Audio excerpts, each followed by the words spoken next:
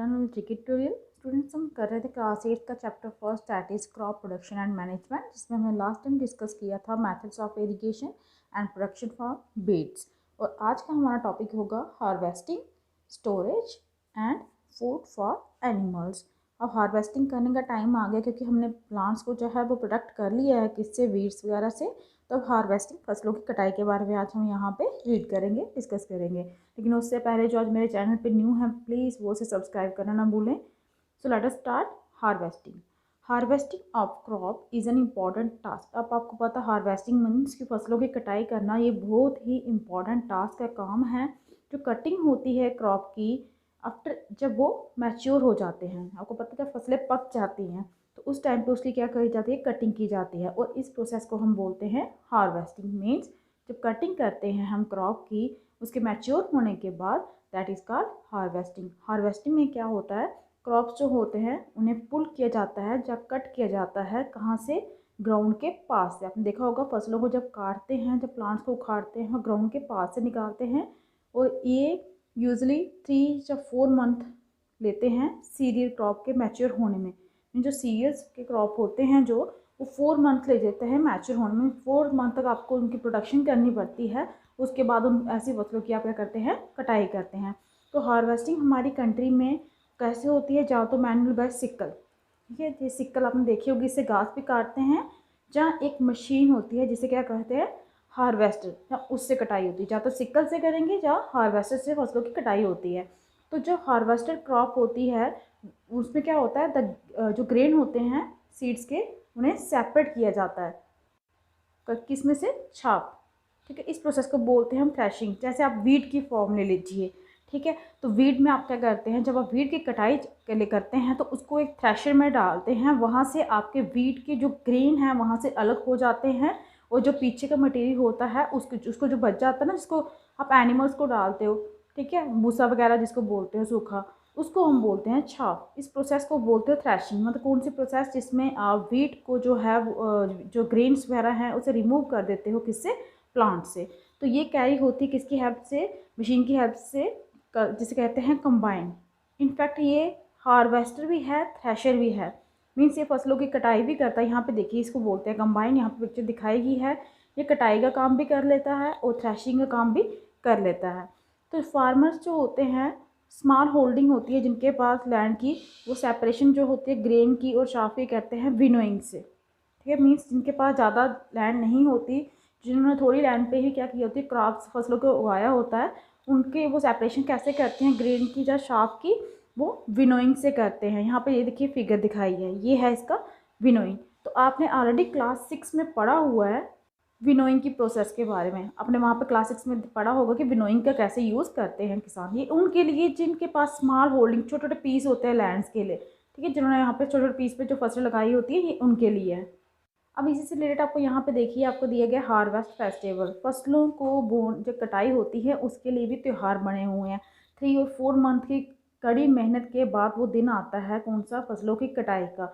और जो साइट होता है गोल्डन फील्ड्स का, जो स्टैंडिंग क्रॉप्स का, लेडन का, वो ग्रेन के साथ मतलब फिल होता है। और किसान के दिल जो होते हैं वो खिल जाते हैं ये सब देख के, कि जो उन्होंने इतने महीनों से जो मेहनत की, आखिर वो रंग लाई है।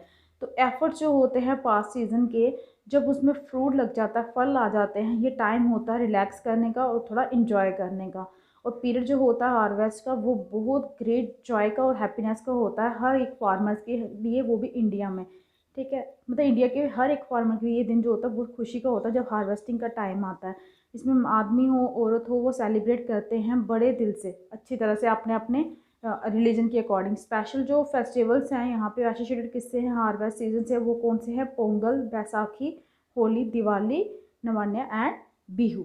ये आपके ये मतलब ये किसके साथ रिलेटेड है, यहाँ पे ये सब हार्वेस्टिंग के साथ रिलेटेड है। तो ये तो था आपका हार्वेस्टिंग का टॉपिक। यहाँ पे हार्वेस्टिंग होगी, फसलों की कटाई होगी। अब उसको क्या करना है, अपने फसल जो काटी है उसको अपने स्टोर भी करना है। तो नेक्स्ट यही है आपका टॉपिक कि स्टोरेज करनी है। स्टोरेज जो होती है प्रोडक्ट की, वो इम्पॉर्टेंट आपका टास्क है। तो अगर हार्वेस्टेड ग्रेन जो होते हैं, अगर हम मुझे ऐसे खुले में नहीं छोड़ सकते ज़्यादा देर के लिए, तो उन्हें क्या करना पड़ता है, उन्हें सेफ़ रखना पड़ता है, किससे, मॉइस्चर से, इंसेक्ट से, रैट से, माइक्रो ऑर्गेनिज्म से। तो हार्वेस्टेड ग्रेन जो होते हैं उनमें क्या होता है, मोर मॉइस्चर होता है। तो फ्रेशली हार्वेस्टेड ग्रेन्स या सीड जो होते हैं उन्हें स्टोर किया जाता है विदाउट ड्राइंग। अगर सूखे के बिना अगर उनको स्टोर किया जाए तो वो स्पॉयल हो जाते हैं और उन पे अटैक हो जाता है ऑर्गेनिज्म का, और वो अनफिट हो जाते हैं किसके लिए, जर्मिनेशन के लिए नेक्स्ट टाइम। ठीक है, क्योंकि फिर से दोबारा उन्हीं सीड्स से तो आपने फिर से क्या करना है, फसलों को लगाना है, वहीं से जर्मिनेट होने हैं। तो इसीलिए सबसे पहले कटाई के बाद जो हार्वेस्टेड जो ग्रेन्स हैं उनमें से मॉइस्चर को कम करने के लिए उन्हें क्या किया जाता है, ड्राई किया जाता है।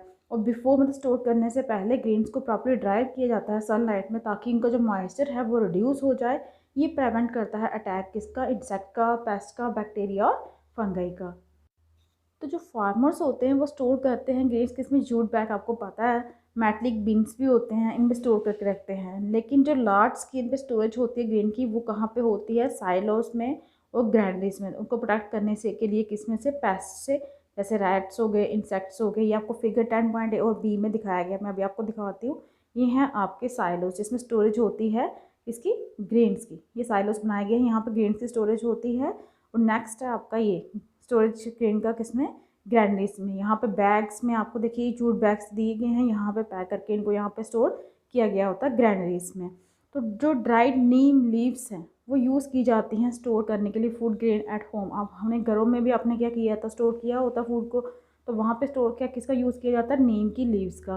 स्टोर करने के लिए लार्ज क्वांटिटी जो है ग्रेन्स की बड़े बड़े गोडाउन्स में स्पेसिफिक केमिकल ट्रीटमेंट उनकी की जाती है प्रोटेक्ट करने के लिए उनको पेस्ट और माइक्रो ऑर्गेनिज्म। घरों में हम नीम के पत्तों का यूज़ कर सकते हैं, लेकिन गोडाउन्स वगैरह में स्पेशल केमिकल से उनको ट्रीट किया जाता है ताकि इनको पेस्ट और माइक्रो ऑर्गेनिज्म से सेफ रखा जा सके। And now this is the last topic of your chapter, food from animals. Food कौन सा मिलते हैं हम एनिमल्स, इसके लिए आपको एक एक्टिविटी दी गई है। आपको ये टेबल जो है आपको बनाना नोटबुक पे, उसके बाद कंप्लीट करना है। जैसे कि मिल्क, मिल्क आपको कहाँ से मिलता है, cow, buffalo, she goat, she camel, जिससे भी मिलता है। ठीक है, वो आप लिख सकते हो। नेक्स्ट कोई आप लिख सकते हो प्रोडक्ट इसका, कोई भी लिख सकते हो। जैसे कि एग, एग आपको कहाँ से मिलता है, आपको हैंड से मिलता है। इसी तरह से आप इस टेबल को कंप्लीट कर सकते हो। एनिमल के नाम लिखो, कहाँ से सोर्सेज कहाँ से मिलते हैं, फूड कौन कौन से मिलते हैं हमें एनिमल से। ठीक है, मीट वगैरह आ गया, फ़िश से मिलता है, मीट का लिख सकते हो आप, फ़िश से मिलता है, चिकन से मिलता है, चिकन का होता है। ठीक है, इस तरह से आप ये टेबल कंप्लीट कर सकते हो। और इस टेबल को कंप्लीट करने के बाद आपने ये देखा होगा कि प्लांट्स की तरह एनिमल्स भी हमें क्या करते हैं, प्रोवाइड करते हैं अलग अलग टाइप के फूड।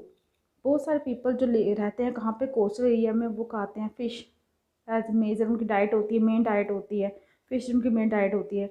तो प्रीवियस क्लासेस में आपने पढ़ा होगा फूड के बारे में, जो हमें किन से मिलता है, प्लांट से मिलता है। अब हम यहाँ पे देखेंगे प्रोसेस, देखी हमने किसकी, क्रॉप प्रोडक्शन की, जिसमें बहुत सारे स्टेप्स इन्वॉल्व हुए। जिसमें सबसे पहले सिलेक्शन हुई सीड्स की, प्रिपरेशन हुई थी पहले सॉइल की, सिलेक्शन की हमने सीड्स की, सोइंग की। सिमिलरली एनिमल भी जो हमने घरों में रखे होते हैं, जो फॉर्म्स में रखे होते हैं, उन्हें भी प्रोवाइड करना पड़ता है प्रॉपर फूड, शेल्टर और केयर। और ये भी बहुत बड़े लार्ज स्केल में की जाती है। ये सिर्फ घरों की बात नहीं कर रहे हैं, डेयरी वगैरह भी होती हैं। तो इस प्रोसेस को हम बोलते हैं एनिमल हस्बेंड्री। ठीक है, क्रॉप प्रोडक्शन का तो हमने पढ़ लिया, क्योंकि यहाँ प्लांट से हमें खाना कैसे मिलता है, उसको कितने स्टेप्स में हमने पढ़ लिया, सब स्टेप किए। उसमें हमने प्रिपेयरिंग सॉइल की, सिलेक्शन सीड्स की, सोइंग करना, जर्मिनेट करना वगैरह, हार्वेस्टिंग की, स्टोरेज की। उसी तरह जो एनिमल्स हैं जो लार्ज स्केल में उनकी क्या की जाती है, रेयरिंग की जाती है उनकी होम्स में या फार्म्स में, उसे हम कहते हैं एनिमल हस्बेंड्री। ये जो मेन टर्म्स आपकी प्लीज़ इन्हें अंडरलाइन करके रखा करिए, ये इंपॉर्टेंट होती हैं। दीज आर द जो डेफिनेशंस होती हैं जो आपकी बाद में आपके टेक्स्ट क्वेश्चन में ये पूछी जाएंगी। तो आपने अगर यहाँ से अच्छे से अंडरस्टैंड की होंगी तो आपको वहाँ पे कोई प्रॉब्लम नहीं होती। तो इसके साथ ही ये चैप्टर आपका जो फर्स्ट है क्लास 8 की साइंस का, क्रॉप प्रोडक्शन एंड मैनेजमेंट, वो कंप्लीट होता है। आई होप कि आपको अच्छे से समझ आ गया होगा। अगर आपको मेरी वीडियो अच्छी लगी हो तो प्लीज़ इसे लाइक कीजिए, शेयर कीजिए और मेरे चैनल को सब्सक्राइब कीजिए। आज के लिए इतना ही, थैंक यू।